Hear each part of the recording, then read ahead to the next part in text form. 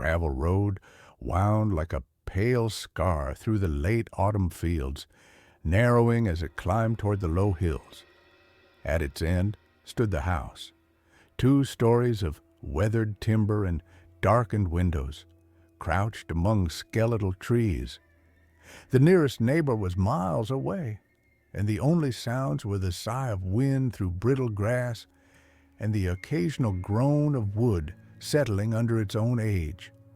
The man arrived just as the sky was turning the color of burnt copper, his breath fogging in the sharp air.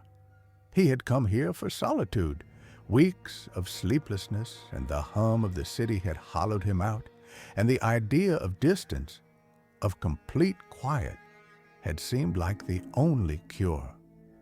The house belonged to a distant relative he'd never met, left empty for years, except for the occasional caretaker who came to keep the worst of the rot at bay. The caretaker had left the key under a rock by the porch, exactly as promised. Inside, the air was cool and still.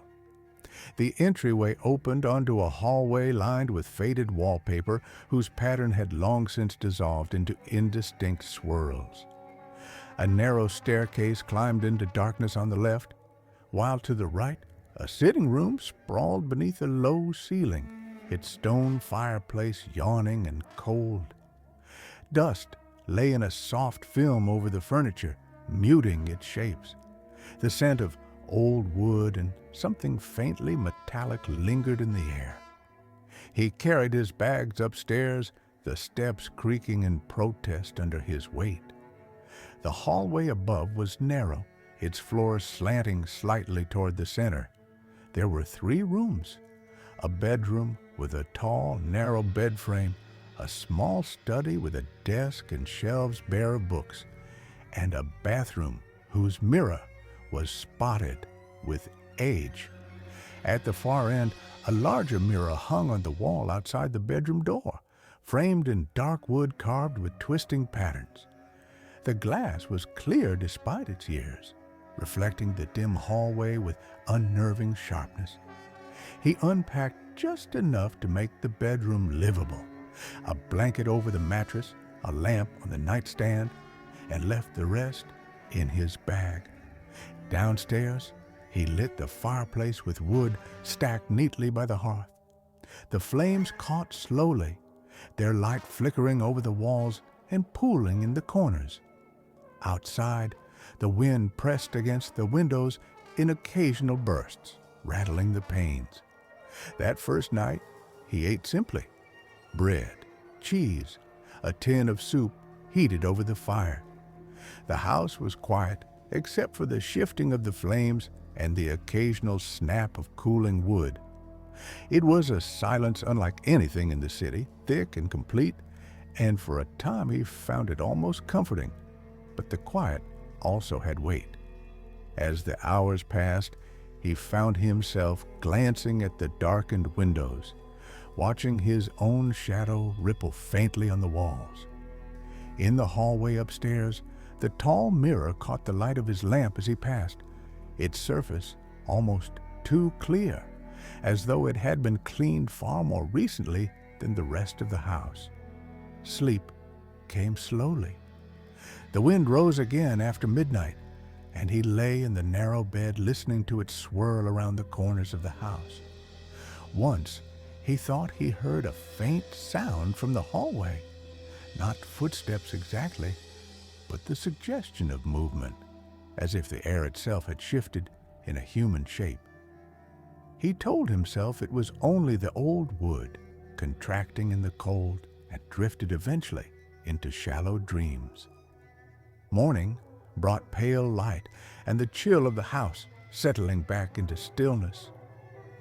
He made coffee in the kitchen and stood at the small window, watching the frost retreat from the grass.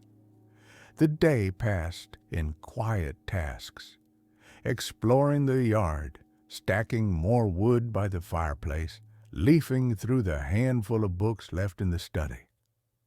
It was during one of these aimless wanderings that he stopped before the tall mirror in the upstairs hall. The light was dim, filtering in from the bedroom window, but the reflection was sharp.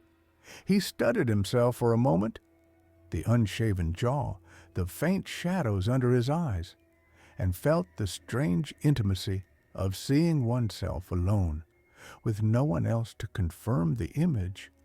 He shifted his weight, and the reflection followed. But there was something in the motion that felt not wrong exactly, but delayed, as though the glass had taken just a fraction longer to register the change. It was subtle enough to dismiss as imagination. Still, he stood there longer than he meant to, moving slightly, watching for that almost imperceptible lag. A gust of wind rattled the window in the bedroom, breaking his focus. He turned away, telling himself it was nothing. Yet, as he walked back toward the stairs, the thought lingered. The faint, impossible sense that the man in the glass had been just a breath slower than he was. That night, the wind fell away, leaving the house wrapped in a deep, almost oppressive stillness. The fire burned low in the sitting room, throwing long shadows up the walls. He found himself wandering the hallway upstairs again, drawn to the mirror without thinking.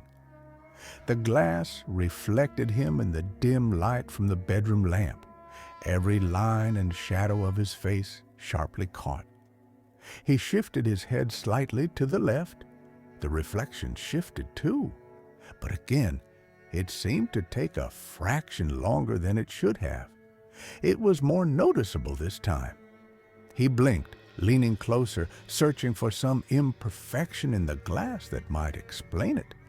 The surface was flawless, no warping, no dust, nothing that could cause such a trick of the eye.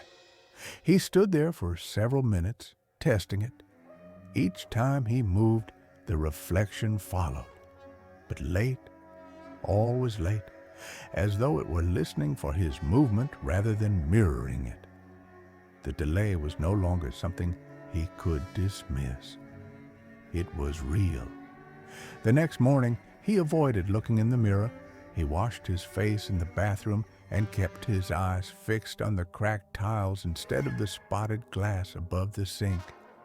Still, every time he stepped into the hallway, he felt it waiting for him. The sensation was not just of being observed, but of being studied, as if the thing in the mirror were learning. By the third day, the delay had grown longer. When he lifted his arm, the reflection remained still for half a second before moving. The pause was short, but enough to make the hairs on his arms rise. He tested it again and again, unable to stop himself. Sometimes the reflection seemed almost impatient, moving too quickly to catch up, as though irritated at having been caught lagging behind. At night, he began to dream of the mirror. In these dreams, the hallway stretched endlessly in both directions, and the glass no longer showed him at all. Instead, there was a dim, colorless space behind it, and a figure standing there, not him, but close enough to be mistaken for him in shadow. He would wake in the narrow bed with the taste of cold metal in his mouth, the image lingering. The fourth morning brought fog that clung to the windows and dulled the light to a gray haze. He passed the mirror on his way downstairs and glanced at it without thinking. The delay was unmistakable now. He turned his head quickly, and the reflection stared ahead for a heartbeat before following, as though it had needed to decide whether to move at all. His stomach tightened. By evening, the delay had stretched again, a full second now. He stood in the hallway, testing it until his skin prickled with unease. His reflection's movement seemed heavier, deliberate. Once, when he leaned forward suddenly, the reflection smiled faintly before following the motion. a brief curl of the lips that he was certain he had not made. That night, the dreams deepened. The figure behind the glass was clearer now, its features almost his, but not quite. The angles sharper, the eyes darker, the mouth set in a line that seemed to suggest amusement. In the dream, it raised a hand toward the glass, and he felt the urge to step closer, to press his own palm against the cold surface. He woke before he could, heart pounding. On the 5th day, he tried to avoid the hallway entirely, but the house seemed to pull him toward it, the boards creaking under his feet in ways that led him back to the mirror's gaze. The delay had grown to 2 full seconds. He tested it once, and the reflection did not move until he had already dropped his arm. It watched him during the pause, unblinking, as though measuring him. That night, he left the bedroom lamp on and the door shut. Still, he dreamed of the mirror, of standing before it in darkness, while something shifted just beyond the glass. The figure smiled again, wider this time, teeth pale in the dimness. When he woke, the lamp was off, though the bulb was still warm. The 6th day was worse. The reflection no longer seemed bound to his movements at all times. It followed most of them, but sometimes it waited, just long enough to make him certain it was choosing when to respond. Once, he stepped quickly out of the frame and then back again. The reflection was not where it should have been. It lingered at the edge of the glass, head tilted, watching him from the corner of its eye. That night, he placed a blanket over the mirror, telling himself it was temporary.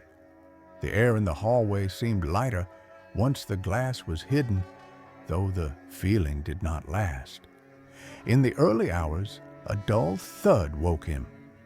He stepped into the hallway to find the blanket on the floor, neatly folded. The mirror stood uncovered, reflecting the dim light with unnatural clarity. His reflection was already turned toward him before he'd moved. By the 7th day, the delay was no longer a matter of seconds. It was unpredictable now, sometimes instant, sometimes lagging by several heartbeats. The pauses were filled with stillness too absolute to be human. In those moments, his reflection's eyes seemed to see past him into something far deeper than the hallway he stood in. The dreams came every night, and the space behind the glass was brighter now, lit by some unseen source. He could see the floor, pale and smooth, and the way the figure's shadow fell across it. The figure no longer waited for him to approach. It moved closer with each dream, its steps silent. One evening, as the sun slid behind the hills and the house dimmed, he stood before the mirror and did not move at all. For a long time, neither did the reflection. Then slowly, it raised its hand to the glass, palm outward. He felt the cold creep into his own hand.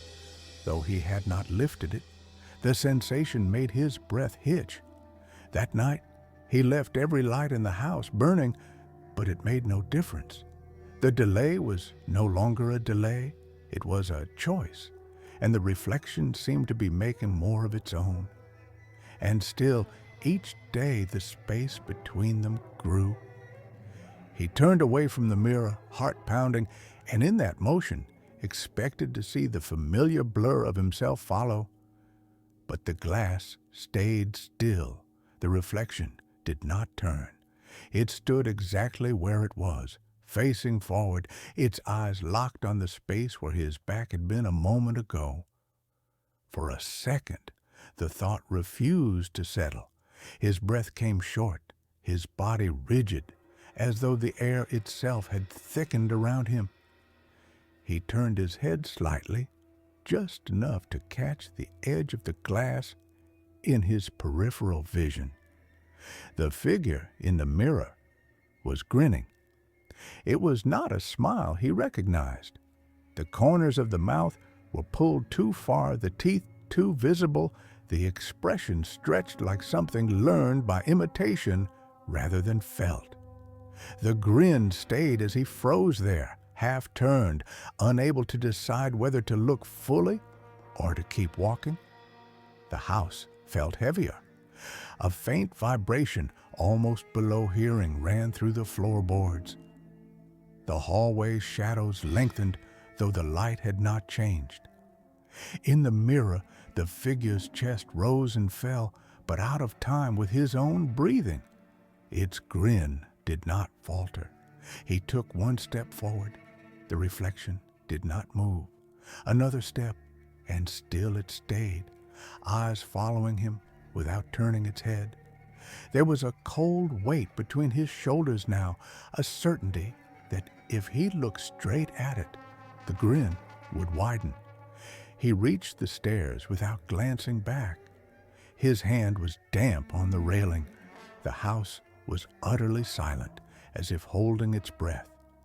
In the living room, the fire had gone out, though he had not seen it fade. The air was colder here, edged with a metallic tang. He spent the night in the sitting room chair, watching the pale glow from the windows shift as the moon moved behind the clouds. Each time his eyes drifted shut, he saw the grin waiting behind his lids, the fixed posture of a body that should not be able to hold still for so long.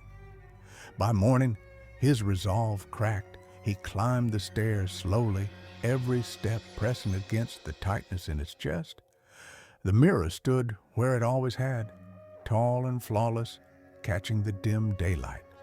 The figure was gone. His own reflection had returned, or something wearing it had. He moved a hand cautiously, and the reflection followed without delay. For a moment, relief slid through him like warmth returning to frozen fingers, but it did not last. The eyes in the glass seemed brighter than they should be, the skin too smooth, the faintest trace of the grin still curling at the edges.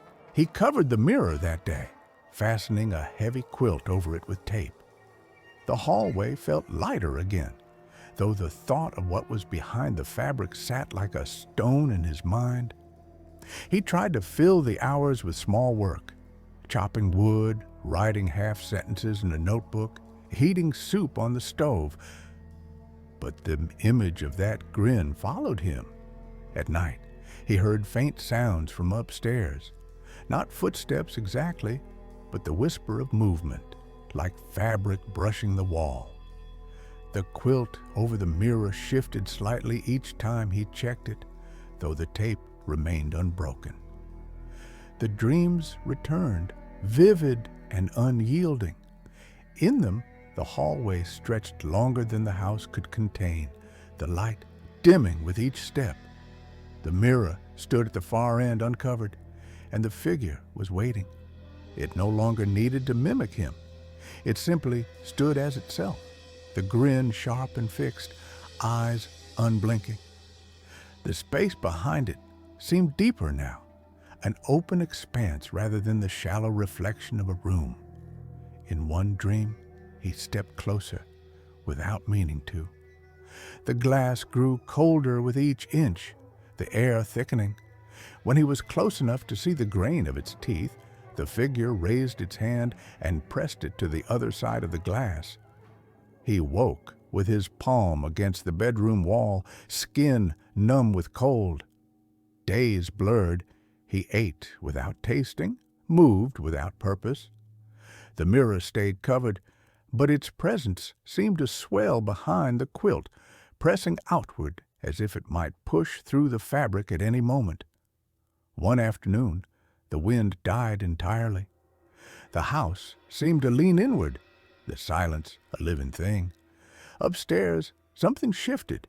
He went without wanting to, feet moving in slow, reluctant steps. The quilt lay on the floor, neatly folded. The mirror was bare. The figure in the glass was not grinning now. It was watching him with a stillness that was worse. The eyes seemed deeper, darker, pulling his focus until the rest of the hallway faded from view. He took a step forward. The reflection did not move. Another step, and the glass rippled faintly as though it were water disturbed by a breath. The figure leaned closer, its face inches from the surface, and in that movement he realized the truth.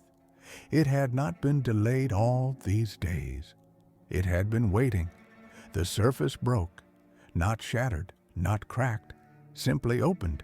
The dark behind it swelling forward like a shadow unhooked from the wall. Cold poured out, flooding the hallway. The figure stepped toward him, its movement smooth and certain. He did not run. His body would not obey. The shadow reached him, and the air seemed to fold inward.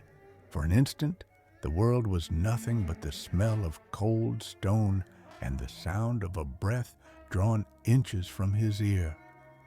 Then he was standing in the hallway again, alone.